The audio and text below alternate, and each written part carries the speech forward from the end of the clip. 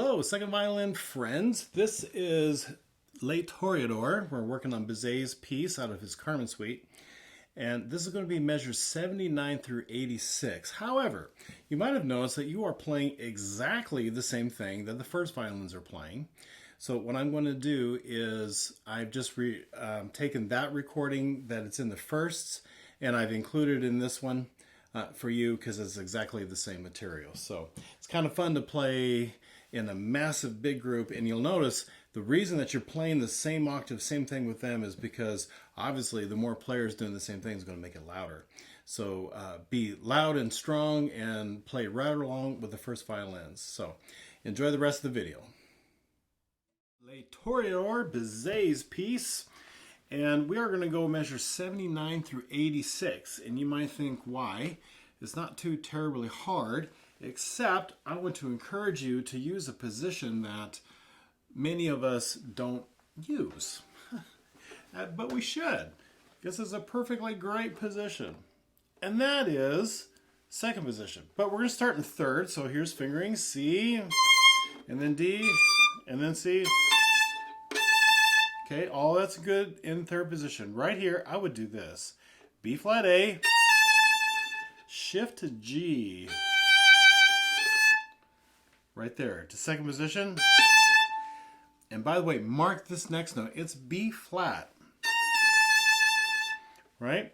I think sometimes, I don't know if you really catch the B flat with that grace note, but the next note is B flat, right? The flat still carries through the whole measure. But I'm in second position. Stay in second position, B flat. First finger G. C, A. Stay in second position. Now go to first. Okay? So third, second, first is what we ought to do. I'll go through that again. First, third position. Shift. I'm in second here. Second. 4 to 2, 1. All right. And again, I'm only doing this, it's going to be a quick video because it is not terribly hard. However, I really want to encourage the second position use. If you don't do second and do third, you could. That G is on the A string right there. That's in the 79, 80, 81, 82, measure 83. And it doesn't have the bright, big sound that is intended right here. It's big, choppy, and bright, like Toréadors, right?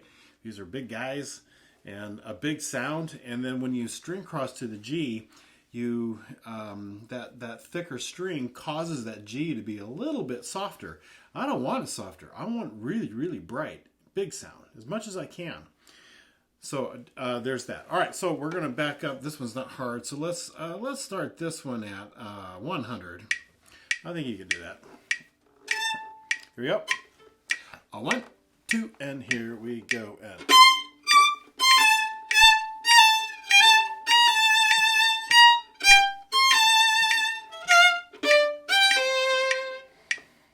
really? Not too hard, so I'm just going to go ahead and keep clicking.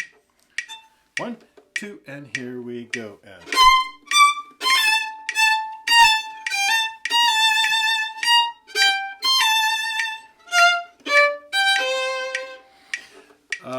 I didn't talk about musicality, except it needs to be big and bright. The other thing that it needs to be is short and snippy. Short and snippy, right? 1, 2. This is, by the way, 104. 1, 2, and here we go. And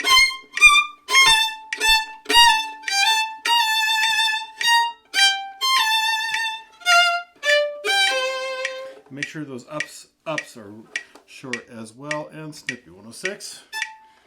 1, 2, and here we go. And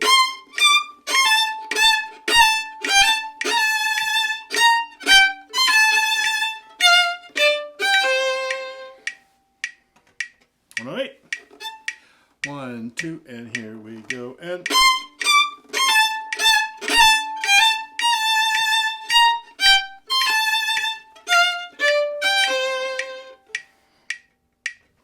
and 10, 2, and here we go. And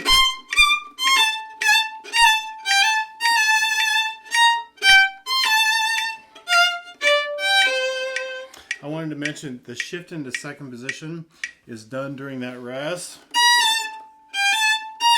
That's one of the cleanest shifts you can make is during a rest. Just one of the principles that we try to find shifts. I could have done it in other places, but it's just great to be able to shift when there's a rest and some silence. Helps you move. Here's 112. 1, 2, here we go. And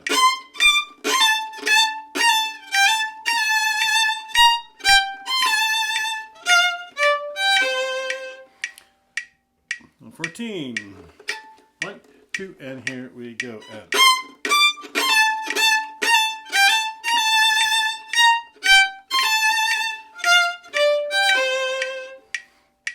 And tempo. 1, 2, and here we go. And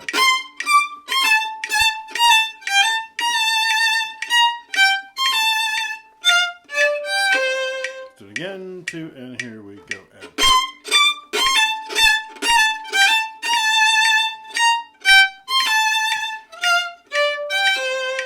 make sure that when you're in second position, that C gets up there enough. Your hand frame looks like this.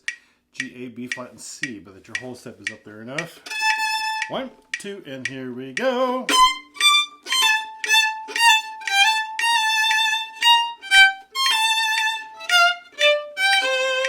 One more time.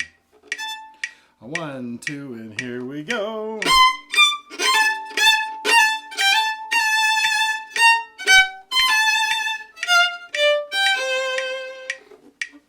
Hope you enjoy these videos. See ya at the next one.